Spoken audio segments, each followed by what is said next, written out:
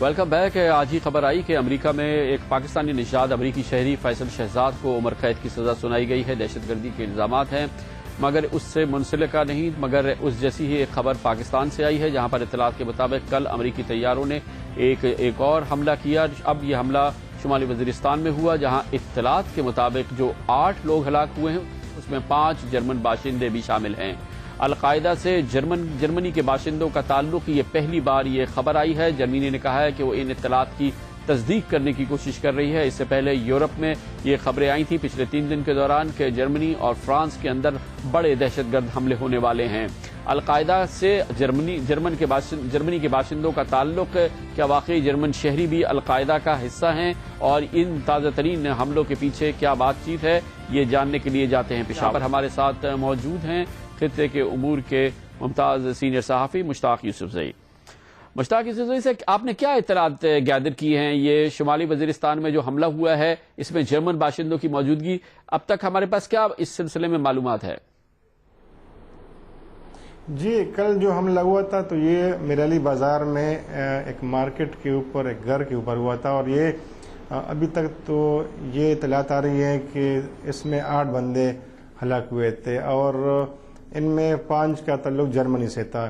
ان کے بارے میں یہ اطلاعات ہے کہ یہ اس علاقے میں آئے تھے اور انہوں نے کچھ ملٹری ٹریننگ بھی حاصل کی تھی، اور ان کے ساتھ 3 اور بھی لوگ مارے گئے تھے. ان کا تعلق مسعود طالبان سے ہے اور بتایا جاتا ہے کہ ان کا تعلق تحریک طالبان پاکستان جس کے سربراہ حکیم اللہ مسعود ہے ان سے بتایا جاتا ہے. تو یہ آپ لوگ جو اس چیز کو کئی سالوں سے کور کر رہے ہیں اور بہت باریک بینی سے کور کرتے ہیں، آپ کو حیرت ہوئی کہ جرمن باشندے القاعدہ سے ان کا تعلق ہے، کیونکہ یہ گڑھ بتایا گیا القاعدہ کا، یہ علاقہ جو ہے یہاں پہ القاعدہ کا انفلوئنس بھی ہے. تو یہ آپ کو حیرت ہوئی یا یورپین باشندے جو یورپی نژاد جرمن باشندے یا برطانوی باشندے یا دوسرے یورپی باشندے وہ بھی القاعدہ کے ساتھ مل کے کام کرتے ہیں؟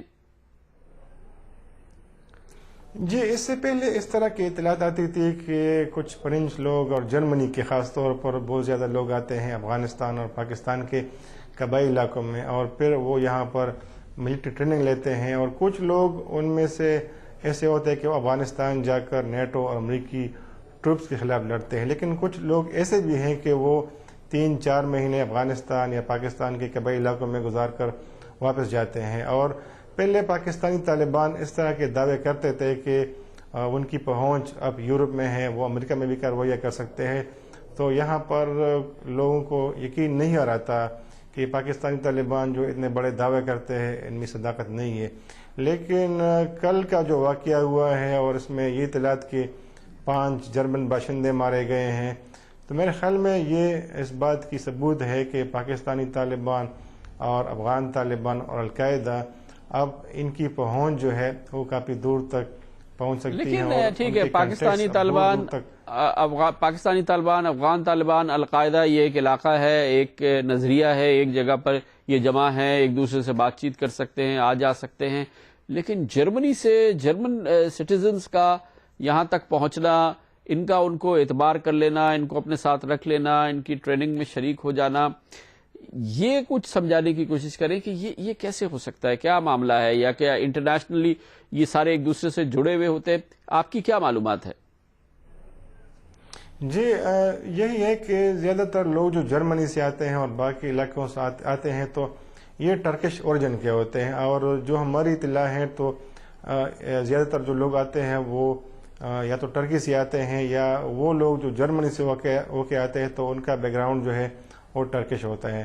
اور یہ بھی ہے کہ یہ جو ٹرکش اوریجن کے لوگ ہیں جرمنی میں، یہ وہاں پر پرچار کرتے ہیں، جہاد کی پریچنگ کرتے ہیں اور پھر لوگوں کو کنونس کر کے یہاں لاتے ہیں. اور جس طرح میں نے ذکر کیا، کچھ لوگ افغانستان جا کر امریکیوں کے خلاف لڑتے ہیں، یا تو مارے جاتے ہیں یا واپس چلے جاتے ہیں. بہت شکریہ جناب مشتاق یوسفزئی ہمارے ساتھ. کمرشل بریک کے بعد ہم آپ کو بتائیں گے کہ لاہور میں اور پنجاب میں وکلا اور عدالتوں کے درمیان جو تناؤ کی کیفیت ہے وہ اب بھی جاری ہے. کیا اس کے کوئی سیاسی محرکات ہیں؟ اور وہ معاملات جو حکومت اور اعلیٰ عدلیہ کے درمیان ہیں، اس میں حکومت کو آئندہ 10-15 دن کے اندر جن مشکلات کا سامنا ہے، کیا اس سے یہ رخ موڑنے کی کوشش ہے؟